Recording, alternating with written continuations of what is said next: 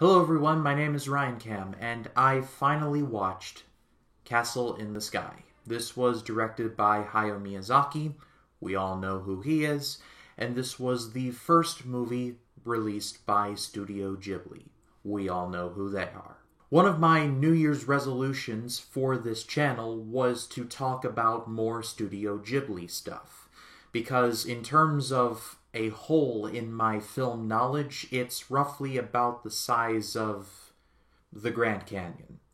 I've never avoided these movies, and I've had several opportunities to see them. I worked at a movie theater for about 3 years, and we got Studio Ghibli Fest literally every year, and I didn't go just for a variety of reasons. But now I have officially run out of excuses, and over the coming months, I'm going to be talking about every Studio Ghibli movie. I'm starting at the beginning with Castle in the Sky and working all the way up to The Red Turtle and eventually their latest movie. And just a bit of a fair warning, if I get something wrong about the Ghibli lore, please forgive me. I'm a bit of a novice and I come at it from a good place, so just bear with me, please.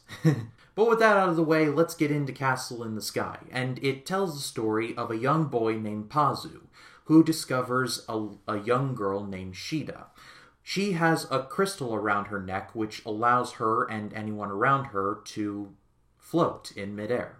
They both learn that Shida is the last surviving heir to the kingdom known as Laputa, which is, well, a kingdom in the sky. And so the two must find the long-lost kingdom while evading a mad scientist named Muska and his band of sky pirates. In my research, I found that when it comes to animation in Japan, this is highly regarded. In a 2006 poll, this was seen as the number 2 animated movie in all of Japan. That's a pretty big deal. And considering Ghibli's output for this movie to be number 2, I think that really does say a lot. And now having seen it for the first time, I can safely say, yeah, this movie's really good. I feel like it's gonna be the biggest no-duh moment of the millennium, but, I mean, the animation in this movie is absolutely stellar, like, no matter how you slice it. In my I finally watched video for Akira, I talked about the superiority of hand-drawn animation, and that goes double for Castle in the Sky. Every single shot in this movie is so jaw-droppingly beautiful, from the mundane, like the towns on the ground, to the kingdom, Laputa itself, to Muska's lab, and literally everything in between. Everything looks like it was taken with painstaking care. In my research, I found that Castle in the Sky was very influential for all the steampunk stuff that we've seen. And now having seen this movie, yeah, I can definitely make the connection.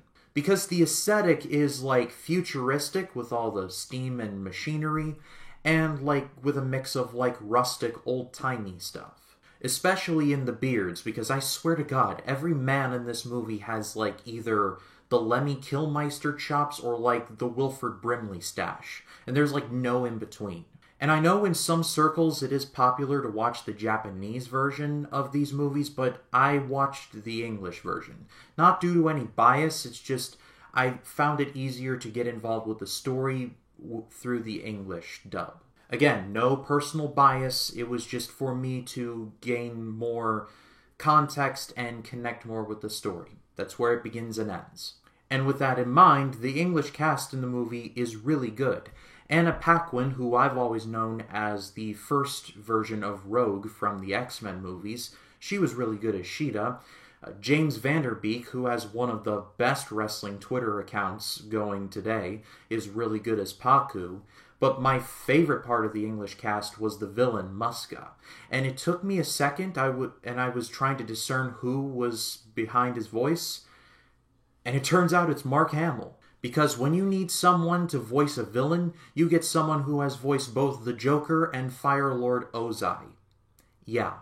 And what I liked about Muska, capitalizing off of that, is that I liked how he wasn't just the generic mustache-twirling villain of like a, I'm going to get you. Like, no, he was never like that.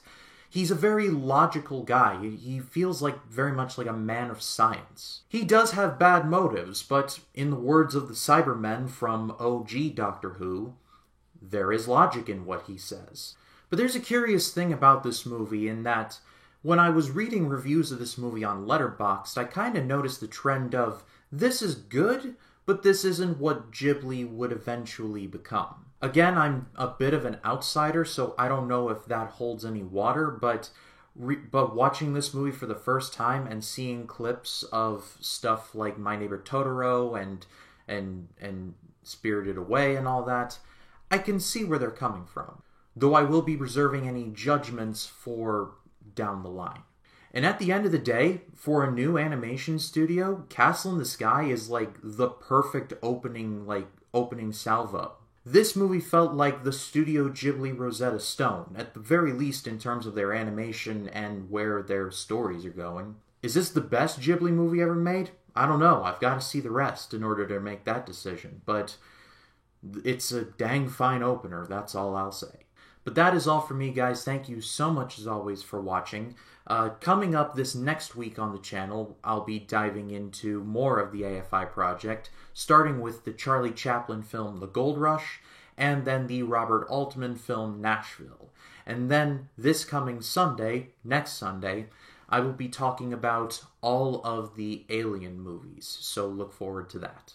But if you like this video, please be sure to leave a like, comment your thoughts down below, and if you like this video and you want to see more like it, hit the subscribe button and click the bell to allow notifications. That way, when a new video drops, you will be the first to know about it. My name is Ryan Cam, and I'll see you in the next one.